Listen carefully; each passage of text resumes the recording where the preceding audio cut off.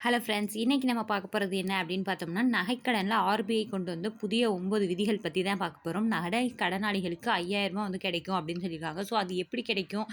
என்னென்ன மாதிரியான ரூல்ஸ் அப்படிங்கிறத ஒன் பை ஒன்னா பார்க்கலாம். ஃபர்ஸ்ட் ஒன் பார்த்தோம் அப்படின்னா, 75% அளவு, அதாவது நம்ம வந்து ஒரு நகையை கொண்டு போய் அடகு வைக்கிறோம் அப்படிங்கும்போது, அந்த நகையுடைய மதிப்பு வந்து ஒரு 10,000 இருக்கு அப்படின்னா, அதில் ஒரு 75,000 வரைக்கும் தான் நமக்கு வந்து கடனா தருவாங்க. முழுமையா 10,000 வந்து கடனா தரமாட்டாங்க. நம்ம வைக்கக்கூடிய நகையிலேருந்து ஒரு 75% மட்டும் கடனா வந்து கிடைக்கும் அப்படின்னு வந்து சொல்லியிருக்காங்க. அடுத்தது வந்து பார்த்தோம் அப்படின்னா ப்ரூஃப். அதாவது நம்ம வச்சிருக்கக்கூடிய நகைக்கு வந்து பில்லோ, இது நம்மளுடைய நகை தான் அப்படிங்கிறதுக்கான ப்ரூஃப் வந்து இருக்கணும் அப்படின்னு சொல்லியிருக்காங்க. ப்ரூஃப் வந்து இருக்கணும். பில்லு இருக்கலாம். இல்ல நம்மள்ட்ட வந்து பில் இல்ல அப்டின்னா, நம்ம வந்து ஏதாவது ஒரு இதில வந்து எழுதி அதோட நகைய பத்தின டீட்டெயில்டா எழுதி, நம்ம வந்து ஒரு பத்திரம் மாரி வந்து குடுத்தா நம்மளுக்கு வந்து அக்செப்ட் பண்ணிப்பாங்க. ஏன்னா, நம்ம வந்து பழைய நகைகள், நம்ம பாட்டி தாத்தா நகைகள் அந்த மாரிலாம் வச்சிருப்போம் இல்லையா? ஸோ அந்த மாரி இருக்கும்போது, இந்த மாரி ப்ரூஃப் பில்லெல்லாம் நம்ம வச்சிருக்க மாட்டோம் இல்லையா? அந்த மாரி இருக்கிறப்ப நம்ம அந்த மாரி எழுதி வந்து குடுத்து நம்ம வாங்கிக்கலாம். அடுத்தது வந்து பியூரிட்டி. அதாவது நம்ம நகையோடைய இது வந்து ஏதாவது உடைஞ்சிருக்குது, இல்ல அதோடைய பியூரிட்டில வந்து ஏதாவது குறைகள் இருக்குது அப்படிங்கிற பட்சத்தில நகை வந்து கடன் தரமாட்டேன் அப்படின்னு சொல்லி நிராகரிக்கிற உரிமை வந்து பேங்க்குக்கு இருக்கு. இந்த 9 விதிகளுமே பேங்க்குக்கு மட்டும் இல்லாம மற்ற நிதி நிறுவனங்களுக்கும் சேம் அப்படின்னு சொல்லியிருக்காங்க. இந்த பியூரிட்டி செக்கப் பண்ணும்போது அவங்களுக்கு வந்து கரெக்டான ஒரு 22 கேரட் இல்லாம இருந்தது.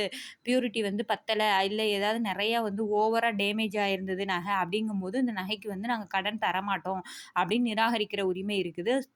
ஃபோர்த் ஒன்னு பார்த்தோம் அப்படின்னா, நம்மளோட நகை வந்து 22 கேரட் இல்லாட்டி அதுக்கு மேல 24 கேரட் வந்து இருக்கணும் அப்படின்னு சொல்லியிருக்காங்க. அப்படி இருக்கும் பட்சத்தில தான் அது வந்து நகை கடனுக்கு வந்து எடுத்துக்குவேன் அப்படின்னு சொல்லியிருக்காங்க. அதாவது நமக்கு லோன் தருவேன் அப்படின்னு. 5த் ஒன் பார்த்தோம் அப்படின்னா, 18 கேரட் கோல்டு வந்து இருந்தது அப்படின்னா, அந்த 18 கேரட் கோல்டுக்கு வந்து என்ன பண்ணுவாங்க அப்படின்னா, 22 கேரட்டா கன்வெர்ட் பண்ணி அதிலருந்து எவ்வளோ, அதாவது 30%ஓ 50%ஓ தான் வந்து இதுக்கு தருவாங்க. 18 கேரட் அப்படிங்கும்போது அதனுடைய மதிப்பு வந்து குறைவா இருக்கு அப்படிங்கிறனால 30-50% தான் இந்த மாரி நகைகளுக்கு வந்து இது லோன் வந்து தருவேன். அந்த அளவு தான் அமௌண்ட் வந்து கடனா கிடைக்கும் அப்படின்னு சொல்லியிருக்காங்க. 6த் ஒன் பார்த்தோம் அப்படின்னா, ஒரு நபர் வந்து குறைஞ்சது எவ்வளோ நகைகள் வந்து கடன் வந்து வைக்கலாம் ஒரு பேங்க்ல அப்படின்னு பார்த்தோம்னா, ஒரு நபர் வந்து 1 கிலோ அல்லது அதுக்கு குறைவான நகைகள தான் வந்து என்ன பண்ண முடியும் அப்படின்னா, நகைய வந்து அடகு வந்து வைக்க முடியும் அப்படின்னு வந்து சொல்லியிருக்காங்க. அடுத்தது பார்த்தோம் அப்படின்னா, அதுக்கு மேல வந்து வைக்க முடியாது அப்படின்னு சொல்லியிருக்காங்க. அடுத்து 7த் ஒன் அப்படின்னு பார்த்தோம் அப்படின்னா, நம்ம முன்னாடியெல்லாம் வந்து தங்க நகைகள் மட்டும் தான் நம்மளால வந்து வைக்க முடியும். இப்போ வந்து பார்த்தோம் அப்படின்னா, வெள்ளி நகைகள் அல்லது வெள்ளி காயின்ஸ் அதையுமே வந்து அடகு வைக்கலாம் அப்படின்ற மாரி சொல்லியிருக்காங்க. அந்த வெள்ளிக்கு வந்து பியூரிட்டி எப்படி நம்ம வந்து கோல்டுக்கு வந்து 22 கேரட் 916 அப்படின்லாம் இருக்குதோ, அந்த மாரி வெள்ளியில வந்து 925 அப்படிங்கிற மாரி ஒரு இது இருக்கும். ஸோ அந்த உள்ள பியூரிட்டி இருக்கக்கூடிய சில்வர்ஸ மட்டும் தான் வந்து நமக்கு லோனுக்கு, அதாவது அடகுக்கு வந்து எடுத்துக்குவாங்க. மத்த நகைகள வந்து எடுத்துக்க மாட்டேன் அப்படின்னு சொல்லியிருக்காங்க. அடுத்தது பார்த்தோம் அப்படின்னா 8த் ரூலு. 8த் ஒன் என்ன அப்படின்னா, இது வந்து வங்கிகள் அல்லது நிதி நிறுவனங்கள்ட்ட வந்து வங்கி இது வந்து பேங்க்குக்கு மட்டும் இல்லாம மத்த வேற நிதி நிறுவனங்கள்லாம் இருக்கும் இல்லையா? பிரைவேட் இதெல்லாம்.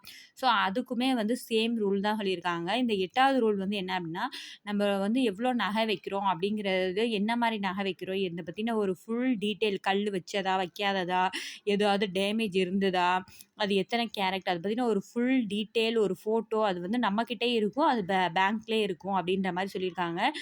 அதன பத்தின ஒரு ஃபுல் டீட்டெயில் இது வந்து இருக்கும் அப்படின்னு சொன்ன மாரி சொல்லியிருக்காங்க. இது வந்து ரொம்பவே நல்ல இதா இருக்கும். ஏன்னா நம்ம வச்சுட்டு ரொம்ப நாள் கழிச்சு திருப்பும்போது நமக்கே ஒரு டவுட் இருக்கும். நம்ம இதுதான் வச்சோமா அப்படின்ற மாரிலாம். ஸோ அப்ப இந்த மாரி எழுதி குடுக்குறது வந்து இது ஒரு நல்ல ஐடியாவாவே இருக்கும். நல்ல ஒரு சேஃபும் கூட. 9த் ரூல் அப்படின்னு பார்த்தோம் அப்படின்னா, இப்போ வந்து நம்ம கடன் வாங்கிட்டோம். இவ்வளோ ரூல்ஸையும் ஃபாலோ பண்ணி கடன் வாங்கிட்டோம். அந்த கடனை திருப்பி செலுத்திட்டோம். பட் நமக்கு திரும்பி நகைய வந்து குடுக்கணும் இல்லையா அவங்க? ஸோ அந்த நகைய திரும்பி குடுக்குறதில நம்ம கட்டுனதுலேருந்து வித்தின் 7 டேஸ்க்குள்ளார அவங்க நகைய வந்து நமக்கு ரிட்டர்ன் பண்ணிடணும். அப்படி அவங்க பண்ணல அப்படிங்கிற பட்சத்தில ஒவ்வொரு நாளும் அவங்க தாமதிக்கிற ஒவ்வொரு நாளைக்கும் வந்து நமக்கு ரூ. 5,000 வந்து குடுக்கணும்.